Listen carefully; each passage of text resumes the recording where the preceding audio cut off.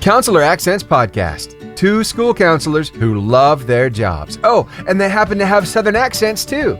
Bless their hearts. You're welcome. I am Laura Rankhorn, and we are missing Kim Crumley, who is the other half of Counselor Accents. But we are so excited to have Brian Pecoraro with us. He is a school counselor in Virginia, and he is answering the call today to help us get virtual career fairs off the ground. Brian, why don't you tell our listeners a little bit about you? Sure. I originally am not from Virginia, actually. I originally grew up in New York, hence the last name. It's not too many big, long Italian names like that down here. And I went to JMU, James Madison University, go Dukes, for undergrad. And I fell in love with Virginia so much that I actually stayed down here where I met my wife. And I kind of, after school, I kind of flip-flopped about what I was doing and what I wanted to do. And school counseling caught my attention. I'd met a couple of school counselors through the community agency I was working for. Really liked it and went back to graduate school to kind of pursue that. And but I was getting hired at the time when the bubble burst in 2008, 2009. And so there was no jobs available. There was nothing. Man. And I got a call after I put my name in for a career fair, and they'd said, well, it's we have an opening. It's for a substitute, and take it or leave it. And so obviously I took it. Yeah. Which led to that person ended up actually retiring that year, which we didn't know. And so I really was blessed and lucked into that position, and I've been there ever since. That was 11 years ago, if you can believe that. Wow. And so then actually I've just been kind of trucking along doing that. And a few years ago, I actually went back to graduate school again to work on my PhD in school counseling. Well, in counseling, but I focus on school counseling. And I'm ABD, so I'm all done with my coursework. I just have to work on my dissertation. Wow. Yeah. So I can call you Dr. Pecoraro. Oh, God willing, one day. But that is exciting.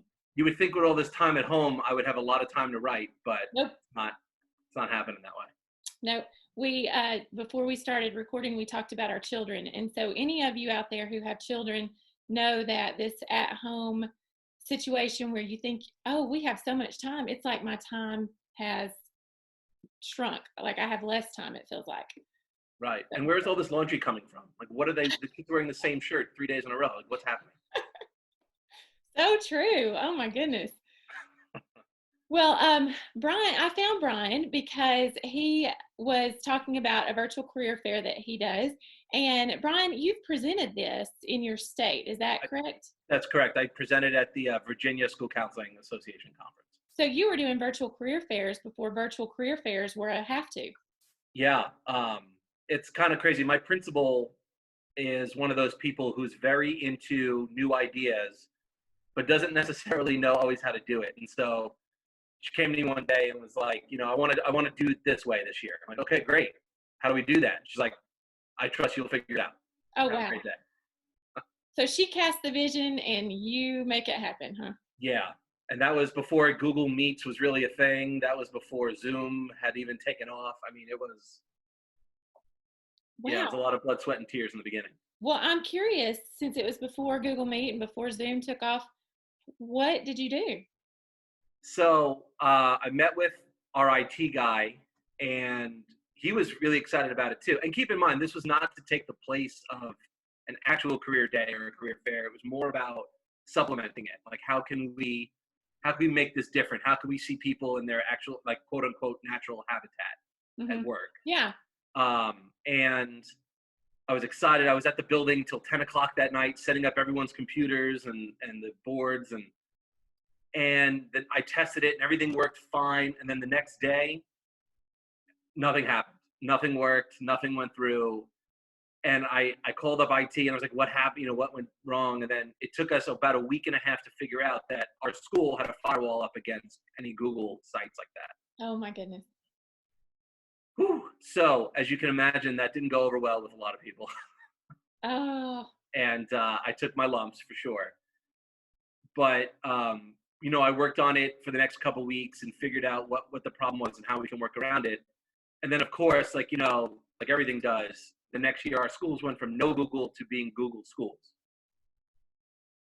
So everything in Google was accessible, everything was fine, and I tested, double, triple tested everything, and this time finally got it to work, and we went off without a hitch, and it was a success. Wow. Well, that is a prime example of growth mindset and learning from what didn't work to make it even better. Right, and crying with the lights off too. There was a lot of that, but it takes that sometimes. Yeah. Well, that is really, I didn't know that. I didn't know your background with virtual career fairs. So I feel like even more so, we have the specialist on virtual career fairs with us. So I'm even more excited to get going. But one thing you said was seeing people in their natural habitat. And I think that's so important for virtual career fairs because we can tell people what we do, but letting students experience it and see, okay, I'm a vet and here I'm about to do an exam on a cat or something. Right. That's a totally different experience. So it kind of makes it come alive. Oh, absolutely. And I think the bigger part too is getting parents whose profession, like if they're just talking about their profession, might not interest kids right away. Yeah. But to see it like live and in person totally blows up their experience with it. That is so interesting and exciting for students, exciting for teachers. So now that you are a pro at this, what format are you using now? So I've stuck with Google Meet, or Okay. it used to be Google Hangout. Now it's Yeah. Google Meet. I've stuck with that only because of just how easy it is to use. You know what I mean? It's pretty simple. You send the link out. You just make sure it's accessible to everybody. In the settings menu, you just change it over to, everyone with the link is allowed to join. And in, my experience, that's 25 classrooms are logging in at the same time. So 25 classrooms times approximately 18, 19 students, you have almost 400, between 350 and 400 kids watching this one person kind of do their thing at their job. Oh, wow. Okay.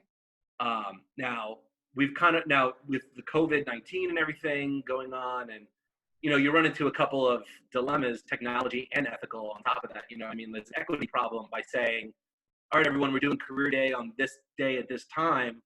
Make sure you log in or you miss it type thing. Yeah.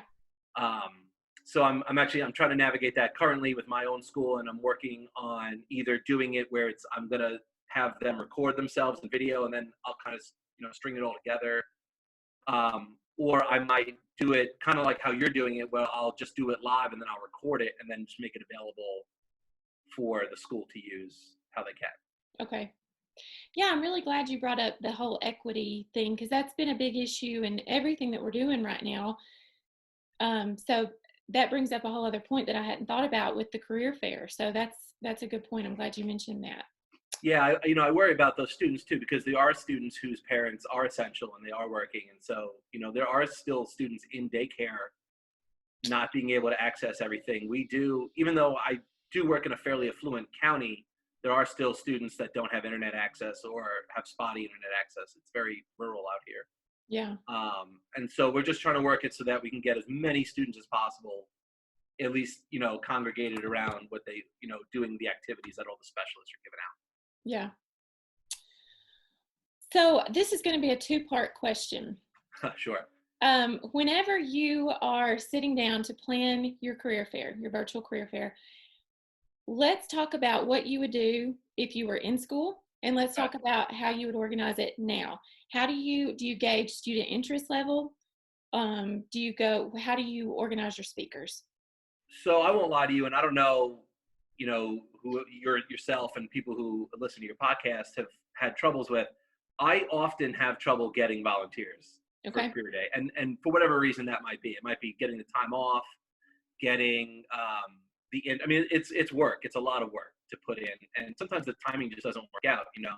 Schools start different times than their jobs do, so it's not like just taking an hour off of work. You're taking 3 or 4 hours off, and at that point, is it really worth it? So I start planning 6 weeks out typically. Okay. And I just put out a general letter to all the parents of my school, and I say, here's what we're thinking about. Would you be willing to volunteer? And so if you figure we have 500 students, I usually in a week's time, I get about 5 responses back. Are you serious? Couldn't be more serious. And again, and I don't know what the reasoning is behind that. It's I don't get a lot of response time back. So that's when I have to start working the phones a little bit. And I start calling the community, the community people, community leaders. I always see if I can get the fire department in, police department. There's some local business owners that I think their kind of career aspects translate well to children. And then I start calling in favors from college friends who, who are essentially like, yeah, I'm down. Let's do it. We'll figure it out. Let's make it happen. And I just start setting it up from there. And again, the good thing about doing it virtually is that I don't need 30 volunteers this time around. I need less than 10 to really make it viable. And then the next move is, I kind of get the pulse about what kids want. And let's be honest, if you work in elementary school, you're going to hear doctor, scientist, veterinarian, YouTuber, and gamer. Yeah. And you're going to hear those, plus and a few more here or there scattered. But that's generally what I hear. I'm lucky enough to know somebody who does gaming for a living. Oh, wow. So I actually had him come in. He's a professor at the local university where I live. And he started the esports program at his college. Oh my goodness. And again, sometimes you just luck into things. And so I had him video conference us all in to the gaming lab. And I'm going to use lab in quotes, but gaming lab. And it was super cool to watch them and kind of learn like what the programs the university has in order to have a career in gaming, which, I mean, that excited students beyond belief. Oh, yeah. It was crazy. One of my best friends growing up in New York, she works as a marketing executive at Amazon. So she was able to conference at the Amazon bubble in Seattle and kind of showed us around and talked about her role and how all the things that Amazon's doing for people, not just, the sales and everything too, but like all the marketing and all that. That is so interesting. That hearing about the gaming, the professor that does the gaming, that gave me chills because that is such a big deal for students right now, the YouTubing and the gaming. And if anybody who's ever listened to us speak, they know that that's one of our hot buttons because I don't know how it is there, but a lot of teachers down here, whenever students say, I want to be a YouTuber or I want to be a gamer, they say, okay, pick a real career. Right. Exactly. And there's a quote by Gary Vaynerchuk, and he says, that mentality shows a total lack of understanding of the world that we live in because those are very real possibilities for students now when they weren't before. And I mean, and high schools are kind of jumping on board too. A lot of these high schools now are having esports teams. Wow. They're playing these as extracurricular activities, and there's actually cash prizes for winning teams because they're sponsored. I did not know that. Yeah, it's becoming a big deal. And everything. And when I say esports, I mean that could be anything from video games to even like drone racing and even stuff I probably don't even know about yet. You are blowing my mind right now. That is incredible. I'm going to have to make a note and look into that because that's huge. Yeah, and I can definitely put you in touch with the professor who does that because he's into kind of like spreading the word, and he's more than happy to talk to you, either virtually or otherwise. I would love that. Yeah. Okay, so you answered one of my questions about how far in advance do you start letting people know. You said you work about 6 weeks out. Yeah. So where were you when all of this school closures, when that happened? Honestly, I was literally in my principal's office planning a date. I'm like, all right, when can we see us doing this? It's, in our school, there's a lot of kind of things to navigate. I'm sure like in any school, there's field trips to navigate, and there's, what specials can they miss? How many, the younger grades versus the older grades. Is kindergarten going to get a fair shot versus, 1 through 5, things like that. Mm-hmm. So we have to kind of navigate all of those obstacles. And we were probably hoping to plan something for, late April, early May, because SOLs, we have our testing that starts in mid-May. Okay. So we kind of do it as like a breather, like, they're getting ready for all their tests. And so we kind of do this. everyone calm down, let's take a break, let's listen to some people talk about jobs and careers, and then we'll get back into it. Okay. So you were in the process of setting a date, and then all this happened and changed everything. Changed everything. I mean, and honestly, it had to take a little bit of a back burner because we're all doing now virtual learning. And where you are, I'm not sure how it works, but in Virginia, elementary counselors teach character development lessons. And so that's what the main focus has been, is how can we get these lessons out to the students? And again, in an equitable fashion too. Is everyone getting them? Do we need to put them in paper pencil form? Can people do it virtually? And how can we stretch these Google resources? Right. Yeah, it's definitely presented some challenges. So, let's pretend like we're talking to somebody who is starting at just the ground level on this and thinks, how do I even get this going? What advice would you give them on what the first step would be, second step? How would you walk them through getting this going? I would say keep it simple. I didn't keep it simple my very first go, and it was a train wreck. And so now, I mean, I can kind of play with it, and I can get a little more advanced. I can have multiple speakers talking at the same time to different grade levels, things like that. But keep it simple. Instead of offering multiple channels, offer just one link and assign people times. Okay. And, and if you start from one end and you just work your way through. All right, from 8 to 8:30, we have Mr. Smith. And from 8:30 to 9, we have Mrs. Jones. And just try to vary the careers and professions as much as you can, so that students are getting a wide variety. Okay. There's only so much, I mean, listen, there's a lot of law enforcement, there's a lot of firefighters, there's a lot of government workers, but I try to get at least something that's a little outside the box in there too. So for those students where that's not their, maybe school isn't always their bag all the time, or, right. Law enforcement is just not in the cards for them. Okay, good. So you choose a variety. And you were talking about, you said something about a link. So if someone has no idea how to get going with Google Meet, you create a link for those students to log in and watch from this time to this time?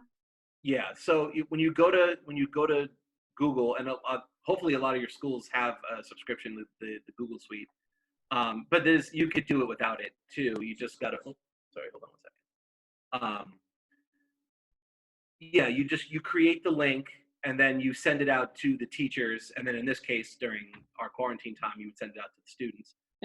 And just get each speaker on board for a different time. So you would just do a mass email to all your teachers and your presenters and say, here's the schedule.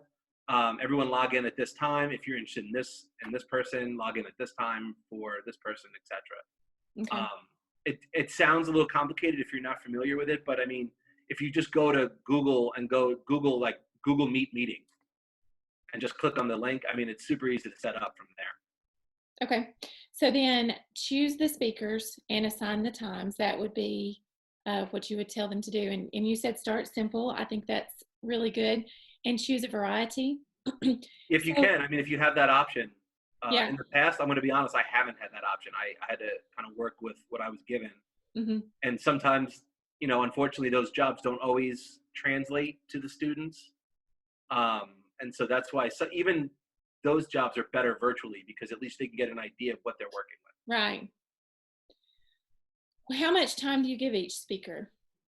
I give them about 20 to 25 minutes with a 5-minute Q&A. Okay. Okay, so that's good. So every speaker gets their own question and answer time, and then they go back to their job. Right, and so instead of having to take off 3-4 hours, it's only 30 minutes of their time. Yeah. And it's done right through, again, probably right at their desk most of the time.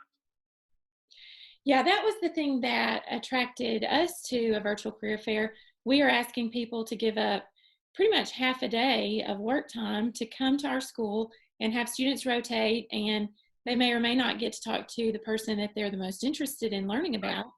But this gives them, talking about equitable access, they have access to everybody during formats like this. In a regular school year, they would.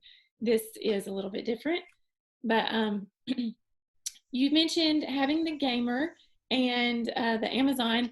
What other unique careers have you showcased? Ooh, I had a cancer researcher on, and again another buddy of mine from New York, and that is his passion. His cancer runs in his family, and so he works for a company that sets up the testing for cancer cells, and he was in the lab, so he just kind of took the video and showed us the laboratory, and sometimes the visual. I mean, again, a picture is worth 1,000 words. Yeah. Because he could talk about all the science in the world, but if the kids aren't seeing the test, the beakers and the fridges and the petri dishes and all that, it doesn't really mean much. Yeah. Right. I had a photographer on, and at the time he was in location in Brazil. Oh my goodness. And he was in a treehouse nonetheless, of course. And so he was showing us like the treehouse location in which he was. I don't want to say the jungle. I don't know exactly where he was, but it was kind of this treehouse set up in like this mangrove forest along the beach somewhere. So he was showing us the site there. This specific photographer typically he's based out of New York City, but he also, he follows musicians sometimes around. Mm-hmm. So he gets to tour with them and take pictures and kind of document that. So that was kind of cool. That is. I bet the kids went nuts seeing him in the treehouse and out in Brazil. Well, they did, but one of the kids, a kindergartner nonetheless, and it was a brilliant question. He goes, "How many pictures have you taken in your life?"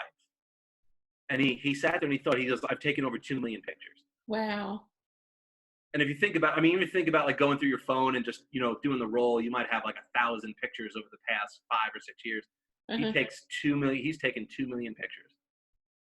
Wow. And that's such a good question too, to expound on, thinking about, we take 2 million pictures, or he's taken 2 million pictures. How many of those has he used? And so sometimes not even close to any. Right. And so it takes a lot of practice to get that one shot. And so such a great opportunity to talk about, not that those 2 million were a mistake, but just to talk about how we learn from our mistakes and grow from that. Yeah. There was another cool one too. We had somebody who works at a quarry. He does sales at a quarry. So I didn't know how that was going to look necessarily, but when he doing it virtually, he was able to show the kids all the equipment, and he did this really cool experiment. He goes, "See that truck behind me?" And the kids said, "Yeah, it looks kind of small from here, doesn't it?" "Oh yeah, it looks really small." But then it was a perspective experiment. So he backed up, and it turns out the tire was bigger than he was. Oh my goodness. By the time he got back to the truck, and showing us just, how we take things like rock for granted, but it has so many uses, whether it's at home or in science or anything like that. Yeah. And it's got to come from somewhere. We don't think about that. It's just, It's everywhere, but we don't think about where does it actually come from. Yeah. And he took us to the machine that crushes all like the granite up and everything and showed it. It was amazing. That is amazing. And that's a career that I wouldn't have ever thought of. Right. So you are really stretching my thinking into, okay, who can I talk to? And the great thing, I think, especially about where we are right now, most of us are sitting at home all day, every day. And this is a great time to talk to people about their careers or set these things up, put the feelers out there and see who would be interested. Yeah, absolutely. And you'd be surprised who'll step up to the plate and say, yeah, I can do it. And it might take some finagling sometimes, because a lot of times people who are doing their jobs every day, day in and day out, they don't really necessarily think about some of the fun aspects or the cool aspects of what they do. And I always try to have them put like a math or a science spin on it too, just to make sure that the students understand that there is a connection to what they're doing right now to like anything. You can, that's so good. base it on anything. That's so good. So you're helping the math teacher and the science teacher and everybody when you do this. Yeah, absolutely. What is your grade level? I'm K through 5. Okay. Do you have any problems telling the people in these different careers, like getting them to realize the importance of teaching even kindergartners about careers? No, most people who come in understand that it's important to get them kind of interested early, because if you lose them early on, then, once middle school and high school comes, then you really lost them. Right. And I always try to tell the students too, like, you're learning about jobs that exist right now, but imagine 10 years from now, 20 years from now, when you're joining the career field, there are things that don't even exist yet. And then what I always do, and it makes them like ooh and ah, is I take out my cell phone and say, Yes. when I was in your grade, this didn't exist. And they're like, what? That doesn't even make sense. And yeah, I do a class. I read a book to my fourth graders, and we talked about in it. It's set in the 90s, the book, and it talks about the bag cell phones. Yeah. And I remember those, but one of the students said, "Oh, that's what they had back on Little House on the Prairie," and I'm like, "Not quite, but close." Yeah. But yeah, it's so true, and that's one of the things that Kim and I always talk about is 20 years ago, we couldn't imagine our cell phones doing all of the jobs that it does, but it's eliminated a lot of other tools. And the same is true with some of the jobs. We can't imagine some jobs not being around, or some jobs that haven't been created. But the truth is, things progress, and so it is important. We talk about.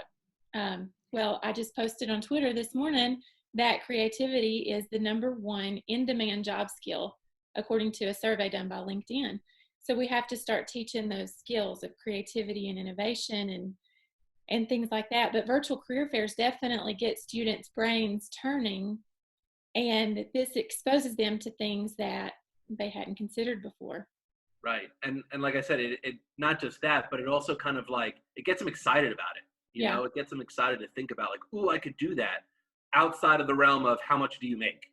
Right. Yeah. Do you do anything with colleges or tech schools or anything like that? So I want to, and I've tried to. Unfortunately, for me, and the way kind of my cluster works, that would be stepping on the toes of the middle and high schools. Okay. And so I've kind of backed off of some of that a little bit. Yeah. Actually, this year was the first year my county has this brand new facility that does kind of their tech programs, and this is the past couple of years is when they finally opened it up to elementary students to go and see. And so our field trip was scheduled for last week, unfortunately. So that was like my goal too, because I definitely have a few fifth graders I could think of right now who they're going to go through school just because they have to, not because they're interested in anything. And those tech programs really would have been an eye-opening, like, oh, if I focus and I get my attention in order, I can really do something that I want to do. Yeah. Yeah, we have a wonderful tech program where Kim and I are, and I'm thinking, why don't more people do this? Because it's a great way. I mean, you said yourself that you went through college, and I majored in business administration, not school counseling, and just kind of felt my way through life thinking, I don't know what I want to do. Right. And then landed on school counseling, and I was like, this is what I was meant to do. But if I could have had hands-on practice with other careers, then I could have at least ruled things out or known exactly what direction to go. Well, exactly. And think about the push. And I'm pro technology all day long. You know what I mean? I use technology in my lessons. I use it in connections with people. But for kids to be able to get their hands on something and to learn about, like, to understand, like, oh, maybe I do want to build stuff. Maybe I do want to fix cars. Maybe I do, you know what I mean? Absolutely. That experience is by far leaps and bounds better than just, seeing it on a computer or reading about it somewhere. Yeah. Well, what other advice have I not asked you that you think would come in handy for someone starting a virtual career fair? Like I said, the only thing I could think of is, don't be afraid to make a few phone calls and ask parents for help. You know what I mean? As school counselors, we're helping students and parents and teachers navigate things all the time. Mm-hmm. It's okay to ask for help ourselves and say, if you're looking for something specific, hey, does anyone know a nurse I could reach out to? Does anyone know somebody in this science field that I could reach out to? And the opposite's true too. Like, make a few parent phone calls and say, hey, I remember like little Johnny said that you do this as your job. Is that something you'd be interested in helping out with for a virtual career day? And just kind of walking them through the steps. I would just need 20 to 25 minutes. And it would be really great if you could answer some questions at the end, and that would be the end of it. And a lot of times parents will surprise you and really step up. Yeah. And I think now is a great time to ask, because this appreciation for teachers in the education system has really grown as parents are trying to balance homeschooling and having their kids at home 24/7. Right. So I think right now people are wanting to do anything they can to help out education. So Yeah, absolutely. And even if technology is kind of, even if it's scary, and I know it is, there's some even stuff that I don't like using because it's like, oh, it's one more thing to learn. yeah, Just ask for videos from parents. You know what I yeah, mean? Like, good. just send an email out, have them record themselves doing something, or that's not that hard to do at all. And then you could just send out links to those things from maybe a Google Doc or a Google site that you have. Or even if you save the videos on your computer, just put them in like a Dropbox account. And then Uh-huh. that way you just send out the link and then people can just watch it on their own time. And that way you don't have to worry about like editing videos together or synchronous timing and, internet usage falling off, anything like that. Yeah. That is so good. That's such a good thought too. And that's a great way, if somebody is just trying to get going in this, that may be a good way to dip your toe in and get your feet wet. Right. And then next year when we're back, then jump in all the way. Absolutely. Because like I said, I I jumped in both feet that first year and it was a colossal crash and burn. So Well, and I don't know about you, but sometimes, especially with my students, I'll tell them, listen, y'all are about to be my guinea pigs. This may work, this may not work.